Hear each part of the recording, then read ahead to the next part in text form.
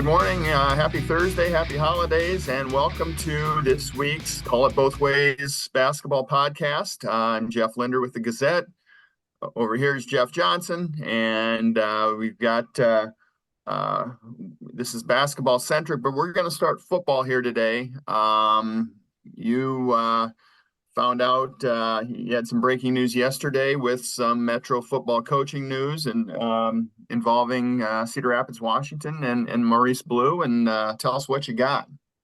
Yeah, Mo has decided to step down from his position as head football coach after 7 years. It's been with the program for, 30 years roughly, as a player and a coach and, longtime assistant coach, longtime defensive coordinator over there for multiple coaches, Paul James, Tony Lombardi, etc. So he has been Washington football, but he said it's time. Washington coming off a season of 1-8.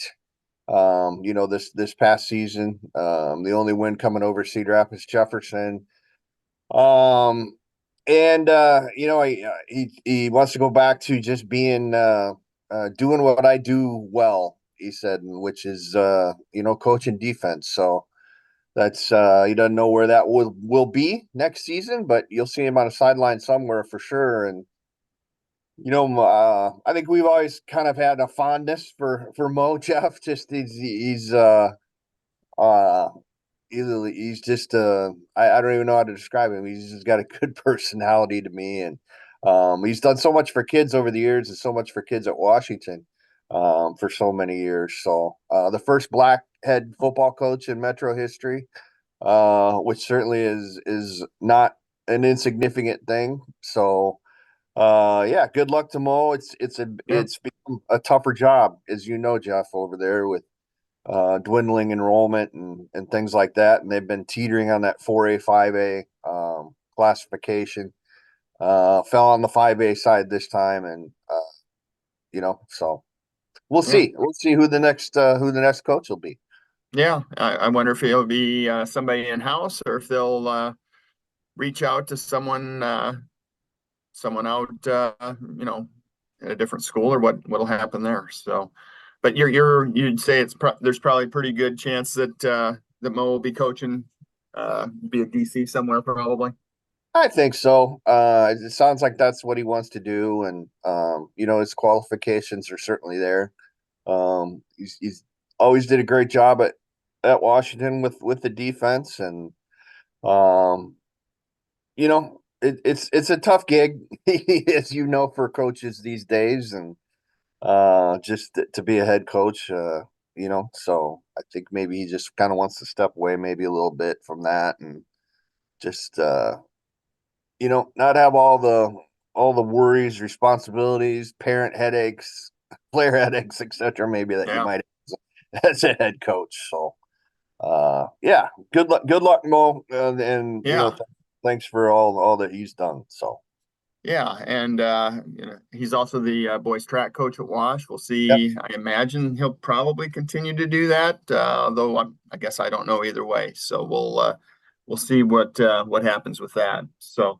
And also, Iowa City Regina, one of the best perennial football programs around. They've made a hire.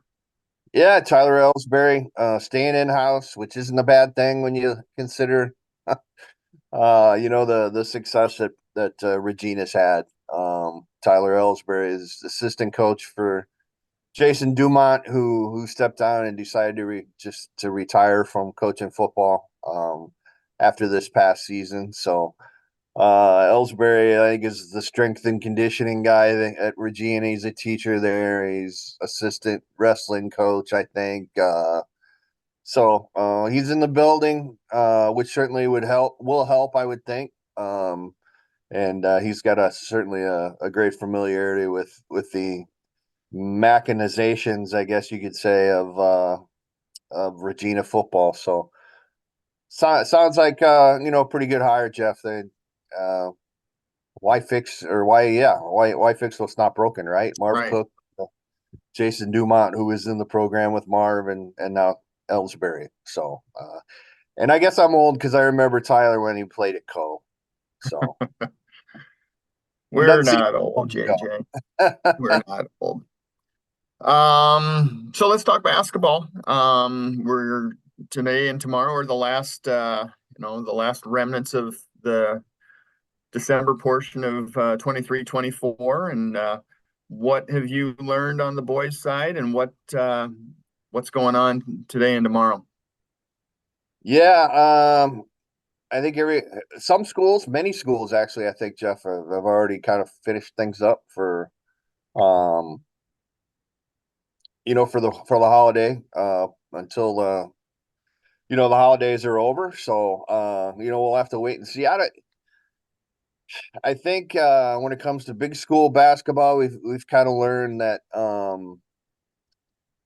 there might be about, I'd say, four teams that are pretty good around the here in the valley. When you look at Kennedy and, Linmar, Iowa City West, um, Dubuque Senior, which beat Linmar the other night, gave Linmar his first loss in overtime, and then, I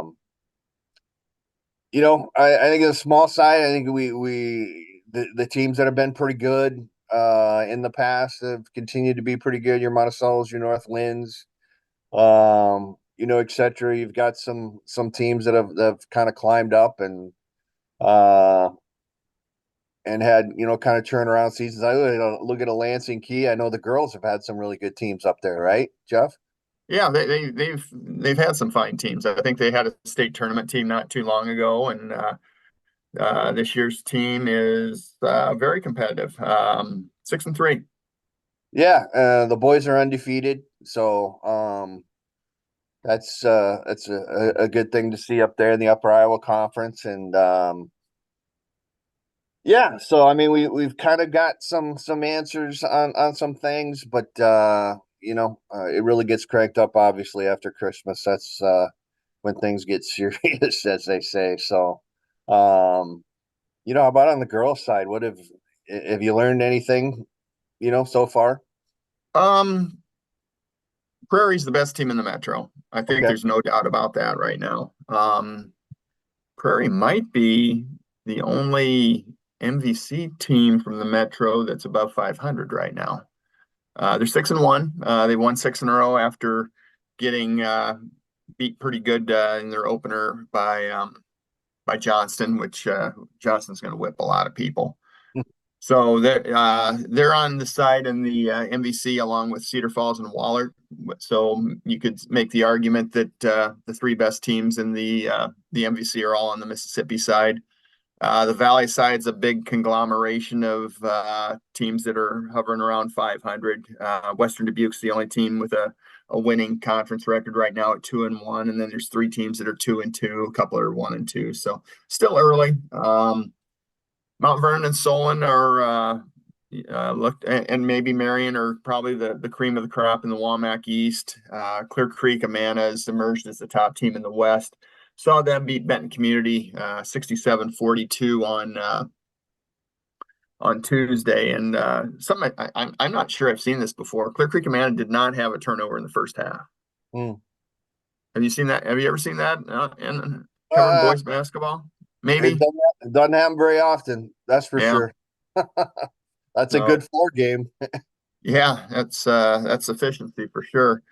Um, the Wamac's good. Monticello and Maquoketa are the best teams in the River Valley on the north. South, it's Regina. Regina has a nice non-conference game tonight at home against Mount Vernon, and that'll say a lot. Calamus Wheatland's by far the best team in the Tri-Rivers East. They're 10-0, and Northland's the team to beat in the West as usual. Jessup is one of I think just three remaining unbeaten teams in the area. Girls basketball, the others being Clear Creek and Mount Vernon. Jessup's 8-0, putting together a really nice year there. Waverly's probably the team to beat in the Northeast Iowa, although Decorah is still unbeaten in the league as well. The strength in the South Iowa Cedar League is in the West Division with North Mahaska, Linville, Sully, Montezuma. MFL Marmac beat North Fayette Valley in kind of their battle of league unbeatens last week, so they're in first place there. And I think I'll write a little bit when I do my notes today on the first team in the area to get to 10 wins, and that's Lone Tree. Wow, how about that? Yeah, and they're really sophomore heavy, so they should be pretty good for a while. I guess if you want to, I can run down the conferences. We talked about the Valley a little bit. How I think there's probably four teams, and then you kind of go down a rung maybe after that, and the Womack might not be as strong top to bottom on the boys' side as it normally is, but I mean you still have obviously some pretty quality clubs. Solon's undefeated. I think Williamsburg picked up a loss. Grinnell has come in and made a dent in some teams already as a new member in the Womack. So Northeast Iowa, you got to look at Decorah, as I mentioned, undefeated and really, really playing good basketball right now. And sorry, I have a cat that just wants to join in. Sorry. River Valley, we talked about Monticello. Macoka has got a really nice team. I think West Branch can beat a lot of clubs as well. Regina's doing a nice job under Paul Runquist in his first year, and the Sickle Keota, little old Keota, is undefeated on the boys' side and has beaten the other three big teams, which are Linville, Sully, North Mahaska, and Montezuma. So, Coach Dan Stout, he does a great job down there, and they always have very competitive teams. And you talked about the Tri Rivers, Northland, obviously, in the girls' side, the boys' side is probably the best, and in the West in the one division, and the other one will be Bellevue Marquette, which is undefeated, and those two teams meet very late in the regular season, which will be really, really fun because they both very well could be undefeated when it's all said and done. There and mentioned a little bit Lansing Key in the Upper Iowa is kind of separated itself a little bit. LaPorte City Union's got a nice team. I saw them the opening night beat Central City. Was just looking for a game to go to and drove up to LaPorte City and watched them. A team that really can hit some 3-point.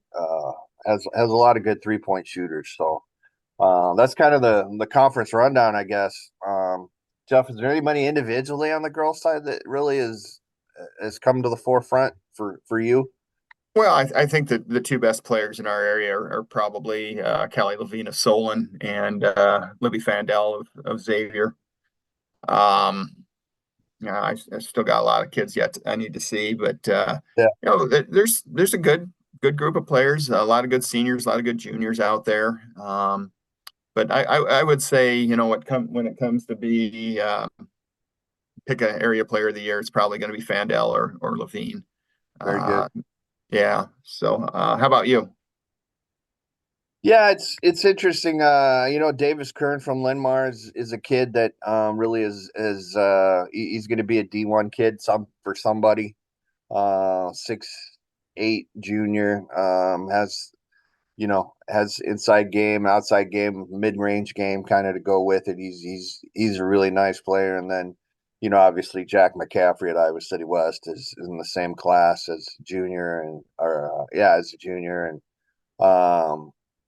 they went head to head the other night. That was a fun game to watch, West and Linmar, and as I mentioned, a couple of really nice ball clubs there. And I saw a game Tuesday night that was maybe not the best played. We had a lot of turnovers and things like that, but it was probably as competitive and spirited a game as I've seen in a long time with Xavier and Washington.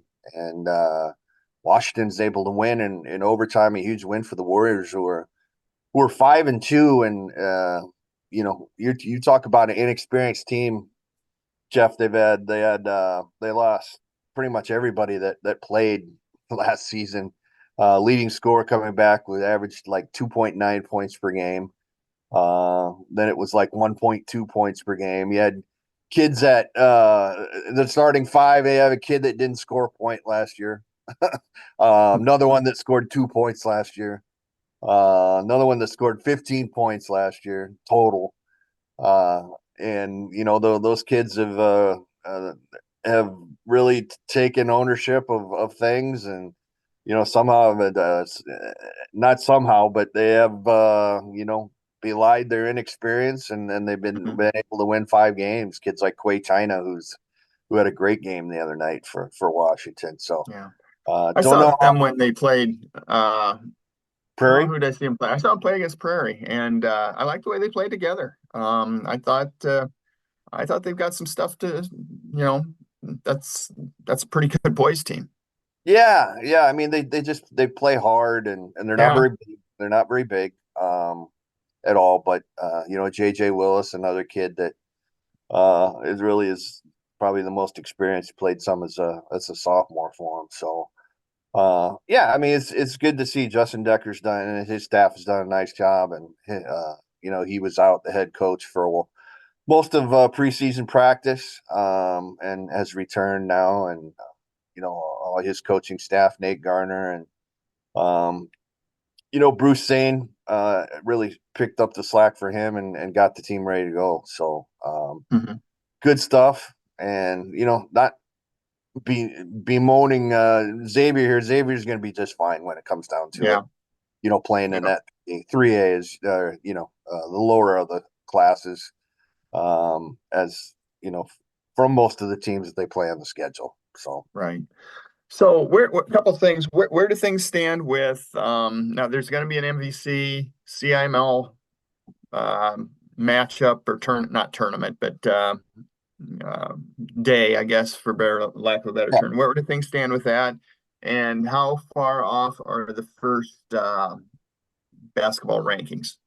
Yeah, actually, the pairings just came out, or were put together yesterday for the MVC CIML crossover showdown.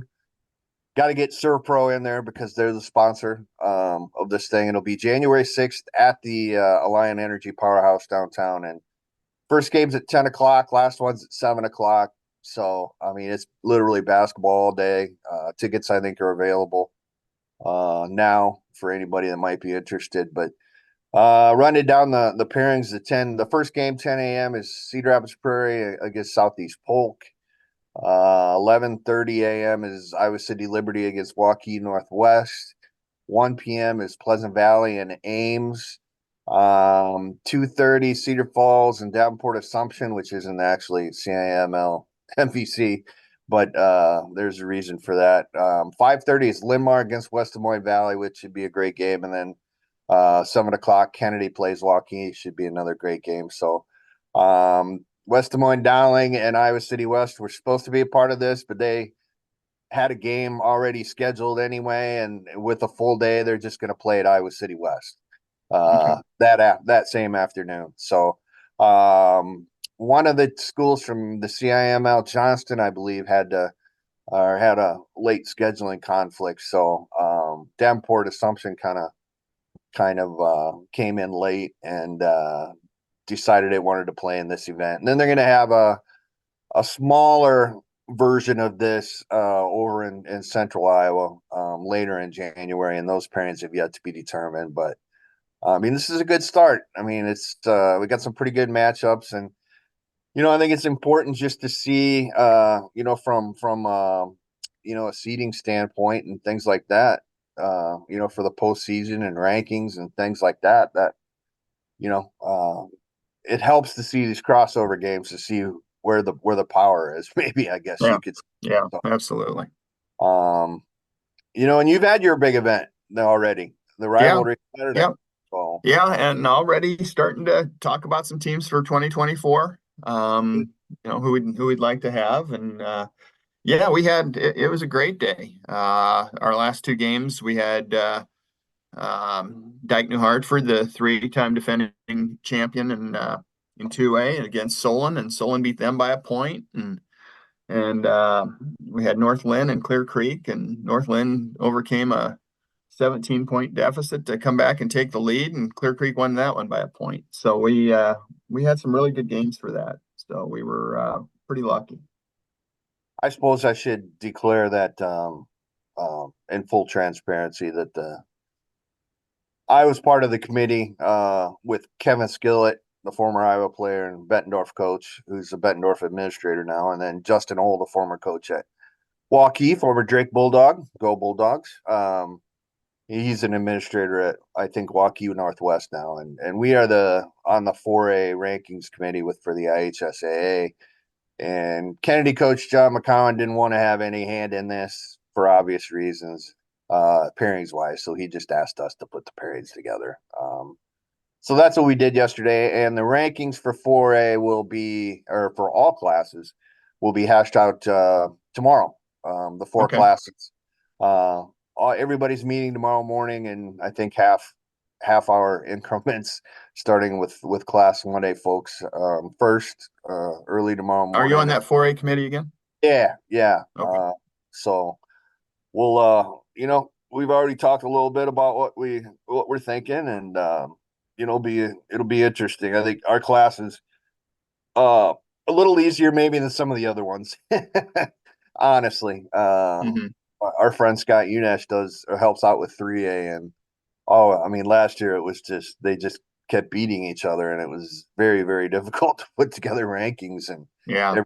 every weekend it looks like it's going to be the same exact the same thing, this season. So that'll Yeah. be out. I think everything should be released sometime tomorrow. So Awesome. the Awesome.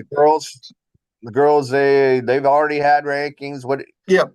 you know what you got around the area, ranked teams, Jeff. And those come up Um, also on Fridays, most. they'll come out again on Thursday, later today. Okay. Just kind of the highlights. Prairie's kind of edging its way up week by week. I think right now they're at number 11. They might move up another spot or two this week in 5A. 4A Clear Creek's number 2. Marion's ranked. Maquoketa, Western Dubuque's been in there. Xavier started in there. I think they're out now. Solon and Mount Vernon are 1, 2 in 3A. Benton, Monticello have been ranked all season. Regina's a top 5 team. I think they're at number 4 right now in 2A, and Jessup's kind of starting to move up the chain there. And then Northland is the number 1 in 1A. Very good. Very good. You were in Des Moines over the weekend Yeah. for some women's hoops, and it sounded like it was an event, at least on the women's side. Well, yeah. It was enough event that I saw on Twitter that I was proclaiming itself as the capital hometown team now. So Oh, wow. There you go. I think there's some folks on Forest Avenue that would probably like a word on that. But I'm not unbiased in that regard either. No, So no, no. It's not like you're a Drake graduate or anything like that. So, yeah. but So that but thing yeah, was sold. It was sold out. Yeah, it was sold out, and let's be honest, it was sold out because of the women and specifically Caitlin Clark. Yeah. It was a trip home for her, and yeah, they put on a show. She had 9 3-pointers. They won by 30-ish. I think it was 104-75, and Cleveland State's not a bad team. They're 9-2, but they're a good mid-major. But yeah, Caitlin put on a show, and everybody went home happy. What's Iowa have now? This weekend, I assume they play. They got Loyola Chicago today at 5, and Wow. then they're off until their next game's the 30th, I believe, against Minnesota, and it's just all Big Ten from there on out. Okay. Why the 5 p.m. start? I Any don't know. I Okay. don't know. Yeah, I don't know. No, it just seems a Maybe, little strange. You might push it back even an hour for folks that are yeah, working, school, and all that kind of stuff. But yeah, I don't know. That's their call. That's fine. We'll get it in the paper this way. there you go. Hey, look at the positives, right? Look Yeah, at the positives. yeah. So, so yeah, that's where they're at. They've been ranked 4th by AP the last 3 or 4 weeks, and nobody above them's getting beat. So that's just kind of where they're stuck right now, and that's probably about where they should be. I think I saw everybody's favorite head coach Kim Mulkey got a little heated at the officials the other night, huh? Yeah, that's a shame. Yeah, she watched the end of that one from the locker room. And So they were up like 40 points or something at the time. yeah, she was contesting a block charge call, and yeah, it was just silly. I mentioned, or I kind of kidded on Twitter, so they'd be a nice reality show. What's the NFL? Yeah, Hard Knocks, Yeah, Hard Knocks with Kim Mulkey and Angel yeah. Reese. Yeah, Oh my goodness, that would it seemed like it would be pretty fun, wouldn't it? people This would watch. this season, yes, they would. Yeah. So yeah, that's a soap opera down there, but it's a very talented team, and they're going to be right in the mix when we get to March. Yeah, yeah, that's the bottom line, no doubt Yeah. about it. So So anything else? What are you covering the rest of the week? I have the basketball version of the Colage Bowl tomorrow. I think it's girl boy doubleheader. Yeah. The play tomorrow Yep. night too. Prairie and Jefferson over at Prairie. Yep. So we'll have that. And then I might hit some hockey tonight, actually. The Iowa Heartlanders playing home against Fort Wayne, I believe it is. So hope to get down there maybe and do some advanced work. So then I guess high schools are off for a little bit until the new year, which will be here obviously before you know it. And, Yeah.